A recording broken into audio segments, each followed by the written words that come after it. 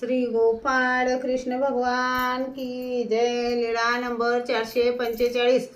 उमाईसाला विटाळ न धरण्याचे निरूपण। एके दिवशी सर्वज्ञांना सकाळचा पूजावसर झाला। मग सर्वज्ञ फिरायला जात होते तेव्हा उमाईसा दक्षिणेकडील दाराच्या पश्चिम बाजूला बसली होती।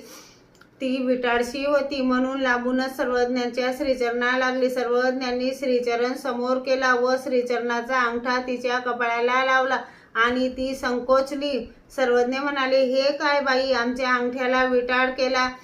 जी मी तर नाही केला, सर्वज्ञांनीच श्रीचरण वर केला। सर्वज्ञ म्हणाले, वानरे, आमच्या अंगठ्याला विटाळ झाला हो। आता लोणार तीर्थाला न्यावा लागेल, केदार तीर्थाला न्यावा लागेल, मल्लीनाथ तीर्थाला न्यावा लागेल। ती म्हणाली, पापिनी जी, सर्वज्ञांच्या अंगठ्याला विटाळ झाला? सर्वज्ञ म्हणाले, तसे नाही बाई, शरीरात 9 नाड्या वाहतात, त्यातील ही एक नाडी, तर तिचा विटाळ का व्हावा?